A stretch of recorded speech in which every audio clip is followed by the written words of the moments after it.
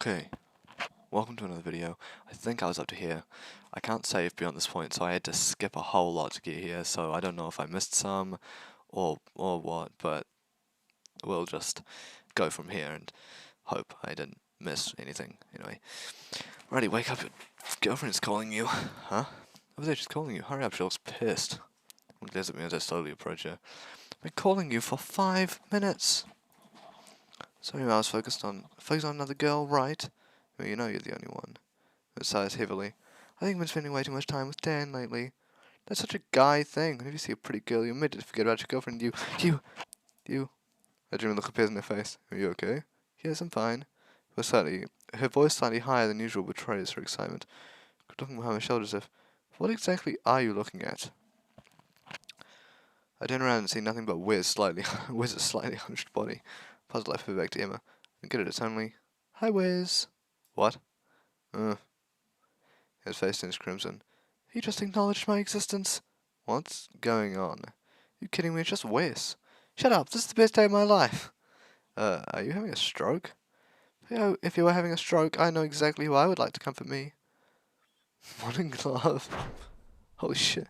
The insanity continues. Jessica jostles me and rushes to Wes and grace him with a languid... Oh, bro, what the You're late. Sorry, I was trying to buy your favorite food for you, but they were out of stock. Wes shrugs absently. Not the first time you disappointed me. L? What the fuck is happening here? Just close bursting into tears. Emma, have we been transported to a parallel dimension? Shut up, he's talking! I only forgive pretty girls, but I'll make an exception and forgive you anyway. Wow.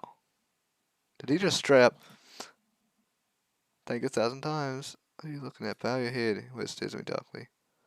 Just as I'm about to give him a good old punch in his stupid face, and it's Emma and Jessica glaring at me. Apologize. Right now. I widen my eyes. Are you fucking kidding me? Minion, get rid of that filth. Dan appears right behind me and grabs me roughly by the shoulders.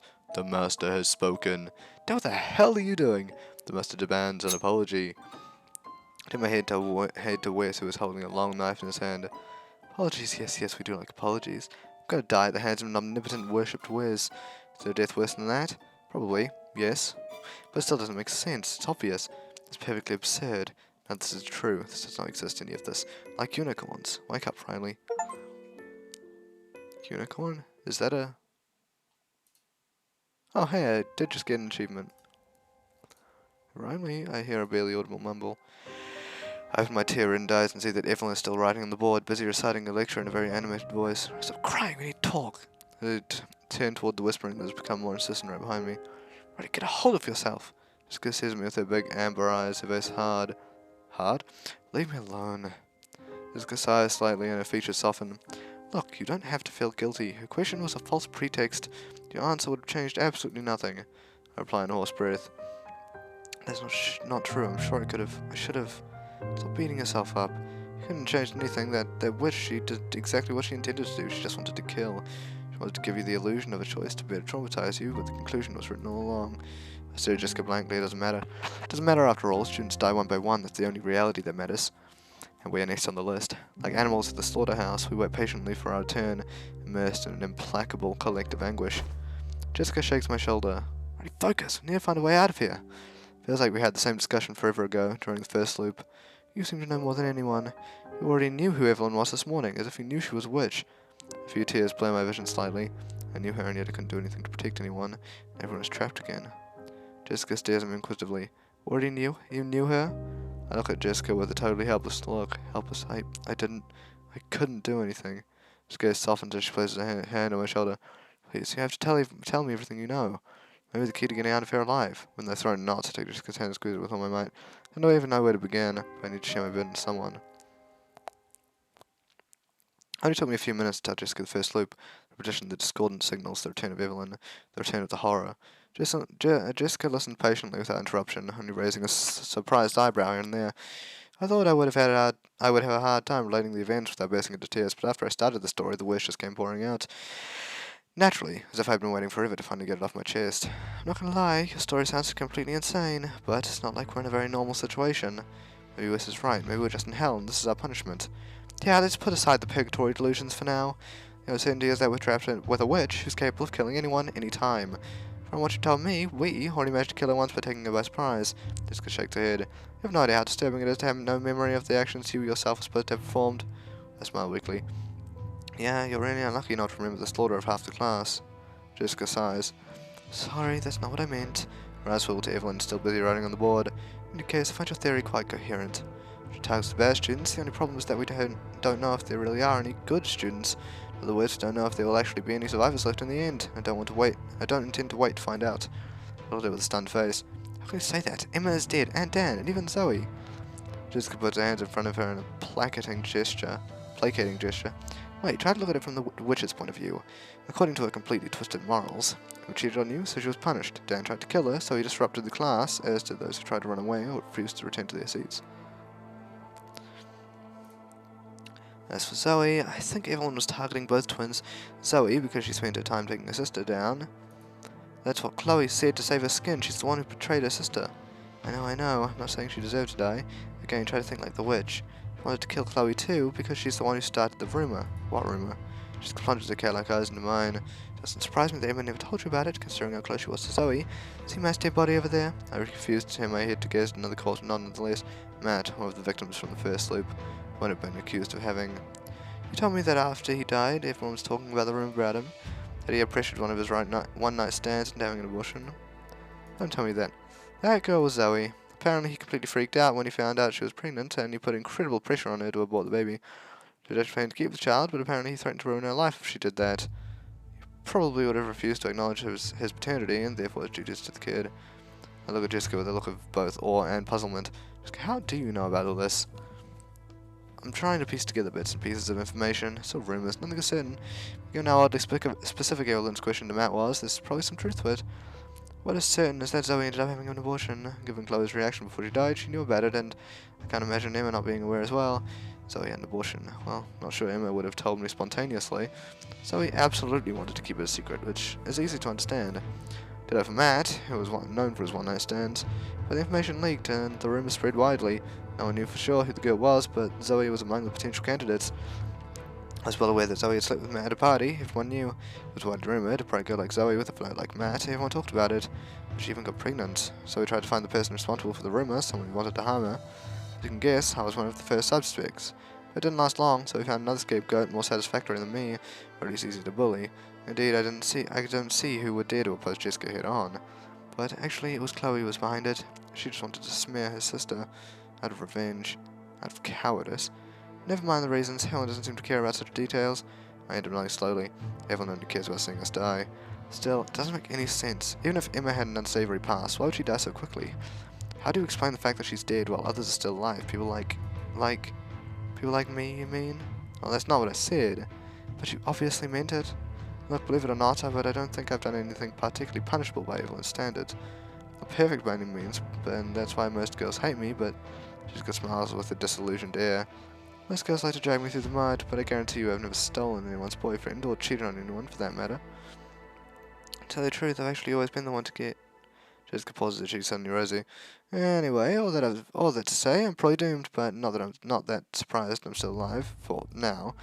The problem is that what you told me about Evelyn's change in method from the first loop seems to want to give the students some semblance of choice in order to take the level of sadism up a notch, with no concern for collateral damage. What do you mean? Look at best, she let him choose who to fight to the death with, and it fell on you. Still, she didn't really want you dead, not right away at least. You were still alive while the twins were both dead. She wanted to target you and Wes. She would have found an excuse to have you both killed at the end of the duel. No matter what. I knew migraine washed over me. Why's everything have to be so complicated? As I figured out, I'm not exactly on good terms with the other girls, far from it. So if Evelyn decides to ask a girl to pick someone, they say my time is fast approaching. Yeah, if your theory is correct, then yeah, I guess. Assuming her theory is indeed correct. But there's no clear evidence that my theory is correct. It's very possible that Evelyn actually targets her victims randomly, depending on her mood at the moment. Maybe there are no good students, maybe we're all doomed. I shook my head in resignation. Certainty, we are doomed. You, me, the others, everyone. Could be indeed, but all the more reason to try something. Jessica, I've had this discussion with you before, and Dan during the first loop. Cost us Dan's life, and what did we get in turn? Evelyn didn't die. The day started over, and Dan... Her whiskers tremble slightly. Dan is dead for good, for nothing. Jessica is silent for a moment. I understand how hard it must be for you to go through that the first time, but you really need to get through your head that this is the first time for me. Jessica places her hand on my uninjured arm. You said it before, we're doomed. So, we might as well try something to get out of this, even if the chances are slim. Can't just sit back and wait for everyone to come kill us off one by one, you know that. Dan would have said the exact same thing. He did say the exact same thing. You're forgetting a crucial asset you didn't have in the first loop. Common sense. Experience. I call it common sense. Think about it, thanks to your memories, we know we can harm her. You've already done it. By sacrificing Dan. Maybe with that means she's still vulnerable. If that were really the case, then I wouldn't be stuck here in a second loop. So you could rest in your cozy little bed while we're all dying in this loop. Damn it, Jessica, you know exactly what I meant. Right, sorry. Your most important memory is that medallion thing. I give her a slightly disillusioned look. You lost your favorite medallion? Jessica smacks the back of my head, exactly as she would have done with Dan. Evelyn's medallion, you idiot! You told me it kept glowing even after she was dead. Every concerned looks turn our way at Jessica's abrupt exclamation. I glance of panic in the direction of the board. Evelyn continues to write on a completely word-filled board, pausing here and there to explain a technical term. Keep your voice down. Jessica seems upset, but leans forward a little more toward me. We're talking about Evelyn's medallion. The medallion. The striking medallion that seems to have a will of its own, which always glows with an unhealthy blue glow. Right, medallion. You said it still seemed to be full of energy when she was stabbed. That insidious blue energy she uses every time she casts a spell, correct? Yeah, but you don't really think it could be that easy, do you? That all you'd have to do is to break the medallion or to take away her powers? She glanced sideways at Evelyn, still reciting the course with a beaming look on her face. Just looking at her, it's impossible to imagine that she just slaughtered half the class. It does sound a bit too simple, indeed. But you notice that she always touches her medallion right after she uses her magic? Try to remember her every move. Her cruel smile after each kill, her sadistic laughter, her evanescent movements, her hand on her medallion. I remember clearly her caressing her medallion in her left hand when she uses it to cast the majority of her spells. Or all of her spells. Did she ever use her right hand? It was my fist into my temples as if to calm down the turmoil that was stirring them. Chop off her left arm. The more I'd concentrate, the more my memories escape me. Did she always touch her medallion? Is it as simple as that? It was not so strange. After all, wizards always use a magic catalyst, don't they? With a staff, a grimoire, or a familiar. I giggle nervously. Jessica, we're just trying to translate fictional stories into reality. We're trying to fit squares into circles to convince ourselves. Jessica smiles at me. I don't know about your insightful side. If I were really insightful, I would be able to find a better theory. I agree with you that this theory seems a bit too forced. That being said, so was your theory about the consistency of the murders. It happened to be true. That's your opinion. The fact is that it is far from absurd, and as far, it still hasn't been explicitly disproven. Like the medallion theory, again, it's not totally absurd. You've seen her like I have. She keeps touching her medallion. Didn't know what your first loop looked like, but in this one she didn't stop touching it. After every use of her magic, I paid even more attention to it because it was the thing that immediately stood up to me when I first saw Evelyn. This medallion is like you. It glows with an unhealthy glow, unnerving. Can't deny that last point. That blue glow. I feel like I could be hypnotized forever if I immerse myself in it too long. A light that is both fascinating and dangerous. I'm drawn to it like a moth to a lamp that will eventually burn it out. You really think that this could be the source of her power? That breaking it would be enough to get rid of Evelyn for good? She closes her eyes for moments, then turns her head towards Evelyn. Don't know. What I am convinced of is that physically killing her won't be enough. We'll have to try something more.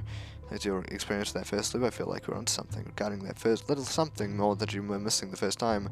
Don't know if it's the right lead, but it's the one that makes the most sense, given the clues we were able to gather. Jessica squeezes my hand while fixing Evelyn with a hate-filled stare. What is certain, however, is that we are running out of time. If we do nothing, our death will be certain. And I refuse to die like everyone else, torn between surprise and helplessness. I'm even more impressed with Jessica's strength of mind than I was in the first loop. I always thought she was a very confident girl, but to show such determination when facing imminent death is totally different. I'm with you, Jessica. I have very strong doubts about your theory, but I'll follow you. If we are going to be condemned, we might as well die with our heads held high. Jessica smiles softly at me, and her features soften completely. I think you're ready. We can do this together.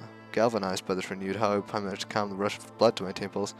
Well, now that we agree on the theory, how do we put it into practice? You have no choice but to physically kill her before you destroy her medallion, and the opposite would be far too risky. Jessica nods. Right, and the first problem is that we can't use the same ruse we did during the first loop. Evelyn, too, has retained her memories from the first loop, very logically. She won't fall into the same trap twice, even without that Where's filth to warn her. We don't even have a weapon on hand. Pauses, I notice a glow near her knees, a metallic glow with a strange bluish sheen. While you're fighting with the Wiz, I picked up the dagger that was stabbed in Emma's back, just in case. A brilliant insight, I must say, even if it was at the cost of my life. Are you sure Evelyn didn't? She was totally absorbed in your duel, you can believe me, so was the rest of the class. Except you, it seems. Don't try to guilt me with that maudlin tone. My opportunity is a good set up for the next move. I'll let me she knows how to keep her head cool under any circumstance. Although I would have liked a little more empathy. I was this close to dying out there. Think I'm cruel, don't you, because I didn't sacrifice myself unnecessarily to come to your rescue? You know very well that Evelyn would have struck me down on the spot if I had come within 10 meters of you. Jessica quickly embraces my shoulder. You know I care about you, damn, bro. I tried to do the best I could with what little room I had. I promise you that I would have mourned your death, just like I did for Dan. I read real pain in her eyes. She and Dan had never dated, but they clearly had a bond more powerful than mere friendship, almost like a brother and sister. We stand to a lot. We'll do our best to avenge him by taking down that witch.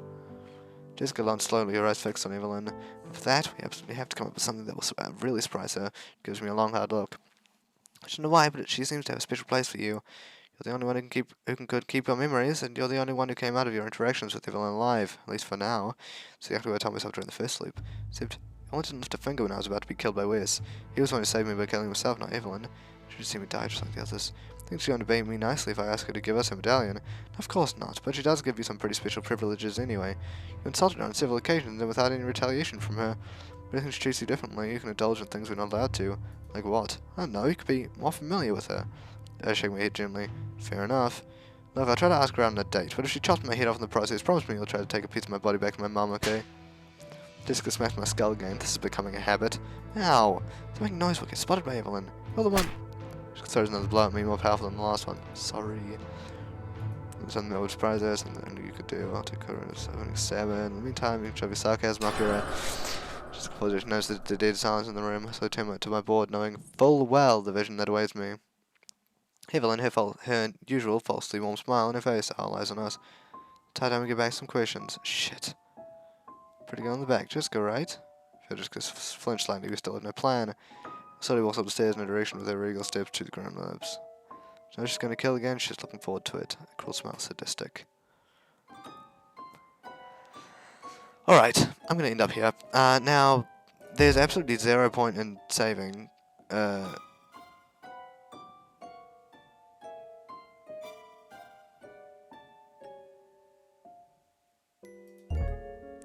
Although maybe I could like go in, then go load, and then load on that save, maybe next time. But yeah, so this is where I'm going to end the video on this. Oh shit, I accidentally clicked.